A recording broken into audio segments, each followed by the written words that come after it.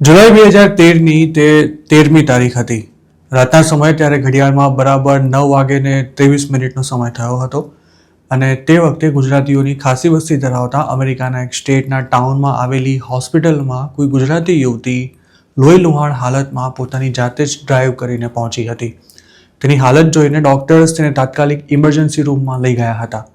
આ યુવતીને ખાસ્સું લોહી વહી ચૂક્યું હતું અને તેની એમ્બિલિકલ કોર્ડ એટલે કે ગર્ભનાળ તેના પ્રાઇવેટ પાર્ટની બહાર લટકી રહી હતી.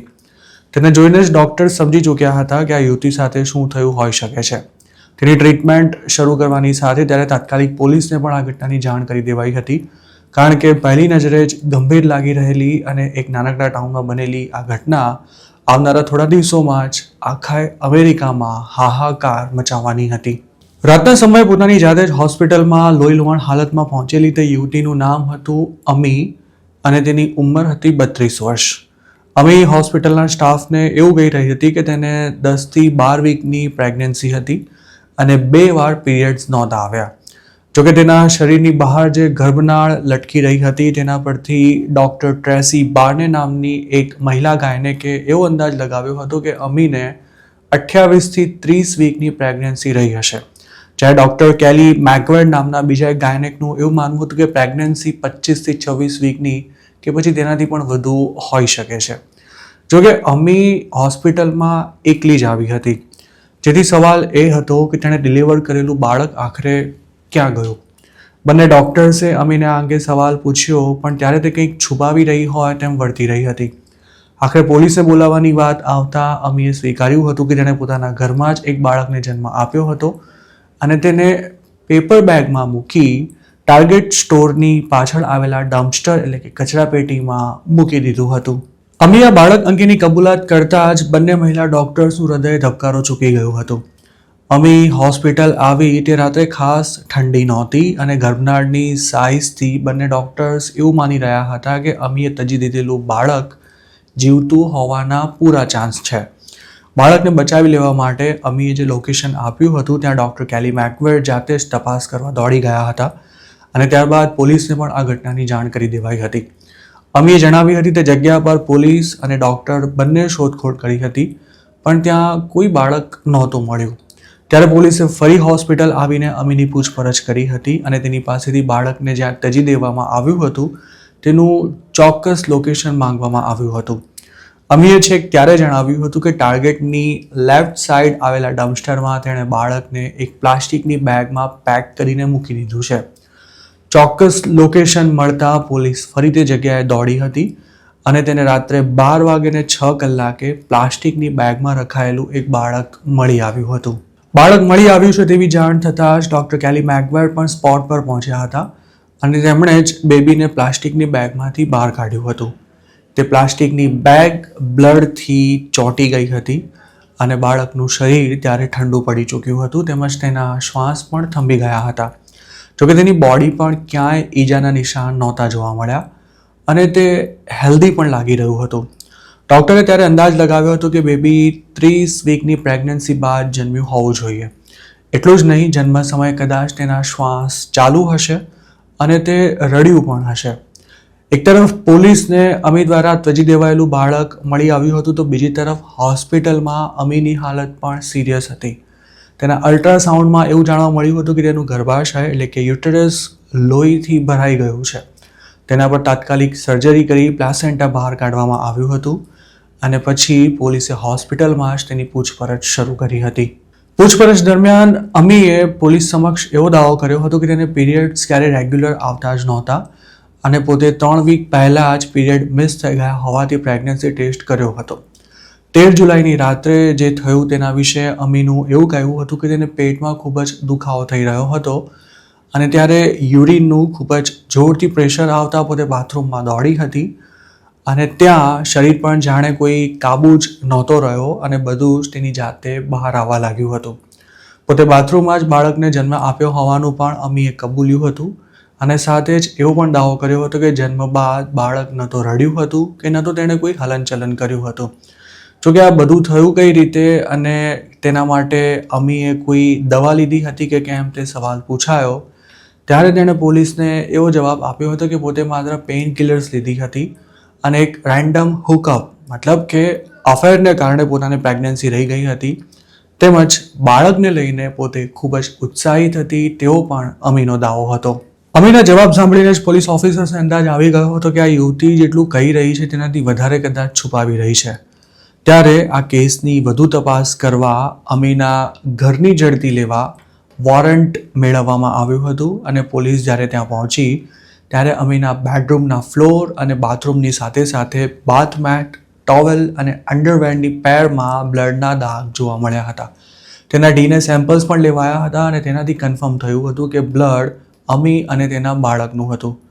પોલીસે અમીનું આઈપેડ પણ જપ્ત કર્યું હતું અને તેની તપાસમાં ઓનલાઈન દવા વેચતી એક વેબસાઇટનું કસ્ટમર સર્વિસ ઈમેલ મળી આવ્યું હતું અને તેના પરથી પોલીસ પ્રિસ્ક્રિપ્શન વિના જ અબોર્શન માટે યુઝ થતી દવાઓ પણ મંગાવી શકી હતી.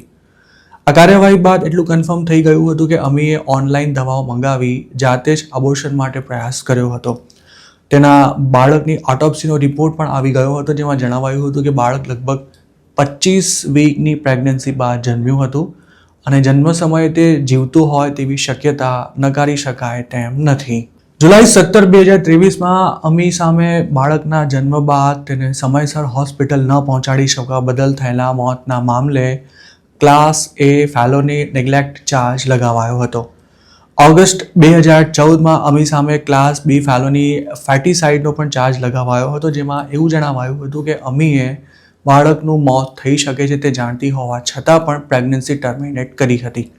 તેની સામે 2015માં જાન્યુઆરી 23થી લઈને ફેબ્રુઆરી 3 સુધી જ્યુરી ટ્રાયલ ચાલી હતી અને તેમાં અમીને તેના પર લાગેલા તમામ ચાર્જિસમાં દોષિત ઠરાવાયા બાદ માર્ચ 2015માં ટ્રાયલ કોર્ટ દ્વારા તેને 20 વર્ષની જેલની સજા સંભળાવાઈ હતી. અમેરિકામાં લગ્ન વિના કોઈની સાથે ફિઝિકલ થવું, પ્રેગ્નન્ટ થવું તેમજ બાળકને જન્મ આપવું આ બધું જ સામાન્ય મનાય છે, પણ યુએસમાં રહેતા ગુજરાતીઓ અમેરિકન કલ્ચરની આ સાઇડ ઇફેક્ટથી હજુ સુધી મોટાભાગે મુક્ત રહી શક્યા છે. પણ અમી તેમાં અપવાદ હતી અને તેને 20 વર્ષની સજા સંભળાવાઈ ત્યારે અમેરિકામાં રહેતી ગુજરાતી કોમ્યુનિટીમાં આ મામલે જબરજસ્ત ઉહાપોહ મચી ગયો હતો. 2013માં 32 વર્ષની ઉંમર ધરાવતી અમી કોઈ ટીનેજ છોકરી નહોતી. તેને સારા નરસાનું ભાન હતું અને યુએસમાં તે પોતાના પિતાની રેસ્ટોરાં ચલાવતી હતી. તેનો જન્મ અમેરિકામાં જ થયો હતો અને તેની સાથે આ ઘટના બની ત્યારે તે 32 વર્ષની ઉંમરે પણ અનમેરિડ હતી. પણ જે વ્યક્તિ સાથે તેનું કથિત અફેર ચાલી રહ્યું હતું તેની સાથે ઓગસ્ટ 2012થી તેના શારીરિક સંબંધ રહ્યા હતા અને તે માણસ પરણેલો હતો. અમી એક રૂઢિચુસ્ત ગુજરાતી ફેમિલીનું સૌથી મોટું સંતાન હતી. 2012નું વર્ષ પૂરું થવાની તૈયારીમાં હતું ત્યારે અમીને પોતાની પ્રેગ્નન્સી અંગે જાણ થઈ હતી અને જેની સાથે તેનું અફેર હતું તે વ્યક્તિ તેની જ રેસ્ટોરાંમાં કામ કરતો હતો, પણ તે કોઈ ગુજરાતી હતો કે પછી અમેરિકન તેની કોઈ માહિતી ક્યારે બહાર નહોતી આવી શકી. પ્રેગ્નન્સી કન્ફર્મ થતાં અમી એટલી બધી ડરી ગઈ હતી કે તે અંગે મા બાપ આગળ કશું જ બોલી શકે તેમ નહોતી અને ડૉક્ટર પાસે જવામાં પણ તેને સંકોચ થઈ રહ્યો હતો. અમી જાણતી હતી કે તેના મા બાપ આ વાતનો ક્યારે પણ સ્વીકાર નહીં કરી શકે અને પોતાને કારણે સમાજમાં તેમની આબરૂના ધજાગરા થશે. જોકે અમીની એક ફ્રેન્ડ આ સમગ્ર ઘટનાક્રમથી વાકેફ હતી, પણ તે મિશિગનમાં રહેતી હતી. અમી પ્રેગ્નન્સીને લઈને જે તેને ડર હતો તેમજ મૂંઝવણ હતી તેને પોતાની આ ફ્રેન્ડ સાથે જ શેર કરતી હતી.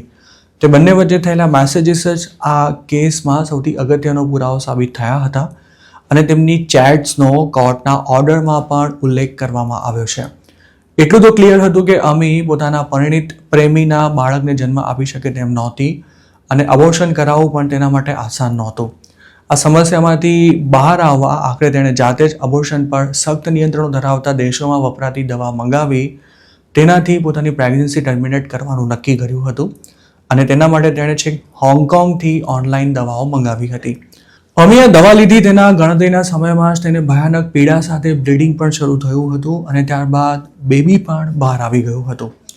બસ તે જ વખતે એટલે કે 13 જુલાઈ 2013ની રાત્રે તે પોતાની જાતને સંભાળી શકવા થોડી સક્ષમ થઈ તે સાથે જ તે કાર ડ્રાઈવ કરીને હોસ્પિટલ પહોંચી હતી. અમી પર જાણી જોઈને પ્રેગ્નન્સી ટર્મિનેટ કરવાની સાથે ગંભીર બેદરકારી દાખવવાનો આરોપ હતો જેના કારણે તેના બાળકનું મોત થયું હતું. તેનું બાળક જન્મ્યું ત્યારે જીવિત હતું કે કેમ તે ચકાસવા માટે તેનો લંગ ફ્લોટ ટેસ્ટ કરાયો હતો અને તેના દ્વારા ઓટોપ્સી કરનાર ડૉક્ટર એવા તારણ પર પહોંચ્યા હતા કે બાળક જન્મ્યું ત્યારબાદ તેણે કદાચ શ્વાસ લીધો હતો, મતલબ કે તે જીવિત હતું તેવી પૂરી શક્યતા વ્યક્ત કરાઈ હતી. જોકે આ ટેસ્ટ હવે મોડર્ન મેડિસિનમાં ખાસ વિશ્વાસપાત્ર નથી ગણાતો, જેથી તેના આધારે અમીને કસૂરવાર ઠેરવી 20 વર્ષની સજા ફટકારવી વધારે પડતું હતું. અમીએ લોઅર કોર્ટ દ્વારા અપાયેલા ચુકાદાને ઉપલી કોર્ટમાં ચેલેન્જ કર્યો હતો, જેમાં બાળક જન્મ્યું ત્યારે જીવિત હતું તેવા કોઈ નક્કર પુરાવા નથી, તેમજ અમીએ અબોર્શન ડ્રગ્સ લીધી હોવાના પણ ટોક્સિકોલોજી રિપોર્ટમાં કોઈ પુષ્ટિ ન થતાં તેના પર લગાવાયેલો ફેટિસાઇડનો ચાર્જ પણ કોર્ટમાં ટકી શકે તેમ નથી તેવી દલીલ તેના લોયર્સ દ્વારા કરવામાં આવી હતી. બચાવ પક્ષના લોયર્સનું એવું પણ કહેવું હતું કે પ્રોસિક્યુશને માત્ર ઇમોશનલી આ કેસ ઊભો કરી દીધો છે અને લોઅર કોર્ટે સાયન્ટિફિક પુરાવાને ધ્યાનમાં રાખ્યા વિના જ અમીને કસૂરવાર ઠેરવી તેને 20 વર્ષની જેલ અને 10 વર્ષના પ્રોબેશનની સજા સંભળાવી દીધી છે. આ કેસમાં સૌથી ચોંકાવનારી વાત એ હતી કે અમી અમેરિકાના ઇતિહાસમાં જાતે પ્રેગ્નન્સીનો અંત લાવવાના ગુનામાં કસૂરવાર ઠરનારી સૌ પહેલી મહિલા બની ગઈ હતી. આ પોઈન્ટ પરથી જ અંદાજ લગાવી શકાય છે કે અમીનો કેસ અમેરિકામાં તે સમયે કેટલો ચગ્યો હશે. 2015માં નીચલી કોર્ટ દ્વારા કસૂરવાર ઠેરવાયા બાદ અમીનો કેસ 2016માં કોર્ટ ઓફ અપીલ્સમાં ગયો હતો અને ત્યાં જજેસ પોતાની સમક્ષ રજૂ કરાયેલા તથ્યો અને પુરાવાના આધારે એ તારણ પર પહોંચ્યા હતા કે પ્રોસિક્યુટર્સે આ કેસમાં ફેટિસાઇડનો ચાર્જ અયોગ્ય રીતે લગાવ્યો છે. કોર્ટે અમીને આ ચાર્જમાંથી મુક્ત કરતા એવી પણ સ્પષ્ટતા કરી હતી કે આ કાયદાનો હેતુ જાતે અબોર્શન કરનારી મહિલાને સજા કરવાનો છે જ નહીં. આ સિવાય અમી પર બેદરકારીને કારણે બાળકનું મોત થયાનો આરોપ લગાવાયો હતો, તેને પણ ડાઉનગ્રેડ કરી નાખવામાં આવ્યો હતો. અપર કોર્ટના જજીસે આ નિર્ણય લેતી વખતે એવી પણ સ્પષ્ટતા કરી હતી કે અમીએ જે કંઈ કર્યું તે કમનસીબ ચોક્કસ હતું, પરંતુ તેણે ડરમાં આવીને આ નિર્ણય લીધો હતો અને કોર્ટ સમક્ષ એવા કોઈ પણ પુરાવા રજૂ કરવામાં નથી આવ્યા કે જેનાથી એવું સાબિત થાય કે અમીએ જીવતા બાળકને જન્મ આપ્યો હતો. કોર્ટે અમી પર લાગેલો બેદરકારીનો ચાર્જ ડાઉનગ્રેડ કરી તેમાં તેની જે સજા હતી તેને 20 વર્ષથી ઘટાડી 1.5 વર્ષની કરી નાખી હતી. પણ કોર્ટનું જજમેન્ટ આવ્યું ત્યારે અમી જેલમાં જ 1.5 વર્ષથી વધુ સમય વિતાવી ચૂકી હતી. મતલબ કે કોર્ટનો ચુકાદો આવતાની સાથે જ તેનો જેલમાંથી છૂટવાનો રસ્તો સાફ થઈ ગયો હતો. અમી અમેરિકામાં રહેતી એક સામાન્ય ગુજરાતી ફેમિલીની દીકરી હતી. કોર્ટે તેને જેલમાંથી છોડવાનો ઓર્ડર કર્યો ત્યારે તે આખા યુનાઇટેડ સ્ટેટ્સમાં જબરજસ્ત ચર્ચાસ્પદ અને ફેમસ બની ચૂકી હતી. પણ અમીને પોતાને મીડિયામાં ચમકવાનો કે પછી લાઇમલાઇટમાં આવવાનો જરા પણ શોખ નહોતો. 2016માં અમી જેલમાંથી છૂટી ત્યારે મીડિયાની નજરમાં આવ્યા વિના જ તે ચૂપચાપ કોઈ અજાણ્યા સ્થળે ચાલી ગઈ હતી. અમીના કેટલાક ફ્રેન્ડ્સે ત્યારે એવું પણ જણાવ્યું હતું કે તે જ્યાં મોટી થઈ હતી તે સ્ટેટ છોડી ચૂકી છે અને પોતાની પ્રાઇવસી જળવાઈ રહે તેનું ધ્યાન રાખી તે નવી જગ્યાએ નવેસરથી પોતાની જિંદગી જીવી રહી છે. શું સીધી સાદી ગુજરાતી યુવતી અમીને વધારે પડતા અમેરિકન હોવાની સજા મળી હતી કે પછી જિંદગીની સૌથી મુશ્કેલ ઘડીમાં તેણે કોઈ ટિપિકલ ઇન્ડિયન છોકરીની જેમ ડરી જઈને મા બાપની મદદ લેવામાં પણ સંકોચ અનુભવ્યો, તેના લીધે તેની સાથે આ બધું થયું? તેનો કોઈ જવાબ આજે પણ કોઈની પાસે નથી. જોકે તેના કેસથી અમેરિકામાં રહેતી દરેક મહિલાને એક ચેતવણી ભર્યો એ મેસેજ ચોક્કસ મળ્યો હતો કે મિસકેરેજ, સ્ટીલ બર્થ કે પછી જાતે કરેલું અબોર્શન તમને જેલમાં પણ મોકલી શકે છે. અમીનો કેસ આજે પણ લો સ્કૂલ્સ અને મેડિકલ સાયન્સમાં ભણાવવામાં આવે છે, તેમજ તેના પર અનેક એકેડેમિક પેપર્સ પણ પબ્લિશ થઈ ચૂક્યા છે. અમી સાથે જે કંઈ થયું તેને કેટલાક કાયદાવિદો ન્યાયના બાળમરણ તરીકે પણ ઓળખાવે છે, કારણ કે જે સમયે તેને મદદની જરૂર હતી ત્યારે જ અમીને જેલમાં ધકેલી દેવામાં આવી હતી. અમેરિકામાં રહીને તેના કલ્ચરની અસરને એક હદથી વધુ નિવારી શકવી ખૂબ જ મુશ્કેલ છે અને જે લોકો પોતાના સંતાનો સાથે યુએસમાં રહે છે તેમને આ વાત સમજવી ખૂબ જ જરૂરી પણ છે. યુએસમાં ઘણા ગુજરાતીઓના પરણાવવા લાયક સંતાનો આજની તારીખે પણ મા બાપની મરજી અનુસાર અરેન્જડ મેરેજ કરતા હોય છે. તેમાં કશું જ ખોટું નથી, પણ મા બાપના ડર અને સમાજમાં ઇજ્જત ઓછી થઈ જશે તેવા ડરથી જો પોતાનું જ સંતાન તેની મૂંઝવણ મા બાપ સાથે શેર ન કરી શકે તો ક્યારેક સ્થિતિ ખૂબ જ ગંભીર બની જતી હોય છે અને તેની જાણ થાય ત્યાં સુધીમાં ઘણું મોડું થઈ ચૂક્યું હોય છે. આવું ન થાય તેની તકેદારી બીજા કોઈએ નહીં પણ મા બાપે રાખવી જ પડશે. અને તેનાથી ન માત્ર સંતાન સુરક્ષિત મહેસૂસ કરશે પરંતુ સાથે જ તેને એવી પણ લાગણી થતી રહેશે કે ગમે તેવી મુશ્કેલીના સમયે પણ તેના મા બાપ અને પરિવારજનો પોતાની પડખે જ ઊભા છે. ઘરમાં જો આવો માહોલ હશે તો સંતાનો અમીએ કરી તેવી ભૂલ કદાચ નહીં કરે અને પરિવાર પણ કોઈ અણધારી આફતમાં આવતા બચી જશે. આજે અમી 45 વર્ષની થઈ ચૂકી હશે. તે ક્યાં છે, કઈ સ્થિતિમાં છે અને તેની સાથે જે કંઈ થયું ત્યારબાદ તેની ફેમિલી તેના કોન્ટેક્ટમાં છે કે નહીં તેની કોઈ કન્ફર્મ માહિતી અમને નથી મળી શકી. અમીની પ્રિવસીનો ભંગ ન થાય તે માટે અમે તેનું સાચું નામ અને ફોટોગ્રાફ અમારા પ્લેટફોર્મ પર શેર નથી કરી રહ્યા અને આ ઉપરાંત તે કયા સ્ટેટમાં રહેતી હતી તેમજ તેની ફેમિલીનો બિઝનેસ ક્યાં ચાલતો હતો તેની કોઈ વિગતો જાહેર કરવાનું પણ અમે ટાળી રહ્યા છીએ. આ વિડીયોમાં જે કંઈ માહિતી આપવામાં આવી છે તે કોર્ટના ઓર્ડરના આધારે અમે મેળવી છે અને આપની સાથે શેર કરી છે. આશા રાખીએ કે અમી આજે જ્યાં પણ હશે ત્યાં તે ખુશ હશે અને તેના જીવનમાં જે કંઈ થયું તેના આઘાતમાંથી પણ તે બહાર આવી ચૂકી હશે.